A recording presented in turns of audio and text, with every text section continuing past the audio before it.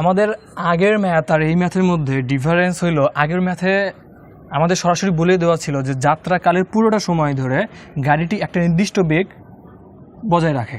কিন্তু এই ম্যাটারটাতে হয়েছে কি, সাপোজ আমি এ থেকে বিতে যাইতেছি 5 সেকেন্ডে, আমার গাড়িটা এই শুরুতে ইনিশিয়াল অবস্থাতে আমার আদি বেগ ছিল 10 ms−1, একটু পর গেল বেগ বাড়তেছে, যত যাচ্ছে বেগ বাড়তেছে, যত যাচ্ছে বেগ বাড়তেছে, এবং 5 সেকেন্ড পরে এই টোটাল পথ অতিক্রম করতে লাগছে 5 সেকেন্ড।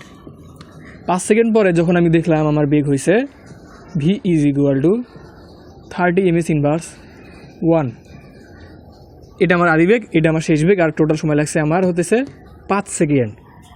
এই ক্ষেত্রে আমার বলছে যে এই টোটাল পথ এই বিট ডিস্টেন্সটা কতটুকু সেটা বের করতে। তো আমি নর্মালি যদি আমার বেগটা এমন থাকতো যে AC = আমি কী লিখতাম, সমবেগ যেটা দেওয়া থাকতো, সমবেগ গুণন T লিখতাম।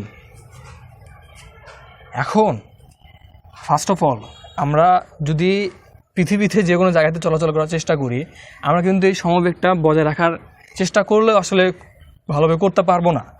বেশিরভাগ রিয়েল লাইফে দেখবো যে কেসগুলো এরকমই হইতেছে, যে বেগ বাড়তেছে অথবা বেগ কমতেছে।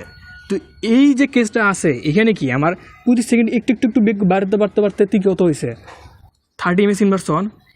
এই ম্যাথটা সলভ করার জন্য আমাকে যেটা করতে হবে, আমি এই শুরু বেগও নিব না, আমি শেষ বেগও নিব না, আমি একটা মোটামুটি একটা গড় বেগ নিব এখান থেকে। সেই গড় বেগ যদি আমি নিয়ে এই টি এর সাথে গুণ করে দিই তাহলে কিন্তু আমি এসটা পাবো। তাহলে তখন সূত্রটা কী হবে, AC = আমি লিখে দিলাম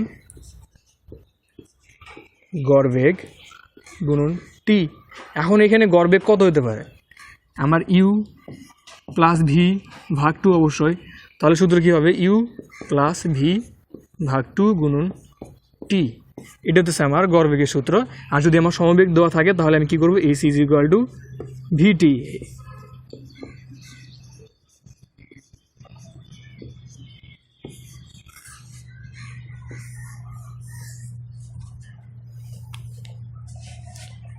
তাহলে যদি আমি এখন এই ম্যাথটা সলভ করার চেষ্টা করি তাহলে কী হবে, AC = কত হবে, 10 + 30 ms−1/2 গুণন 5s, দ্যাট মিন্স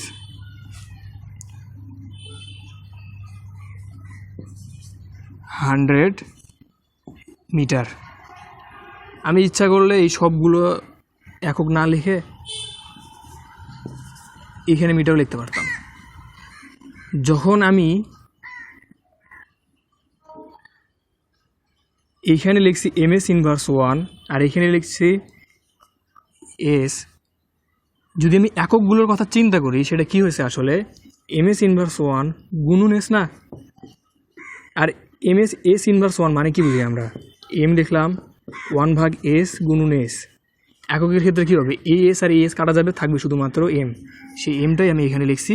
আবার যদি চিন্তা করি যেহেতু আমি বলছি স্মরণ, এই স্মরণটাকে আমি কী দিয়ে মাপতেছি, সেটা কিন্তু mই হবে আলটিমেটলি।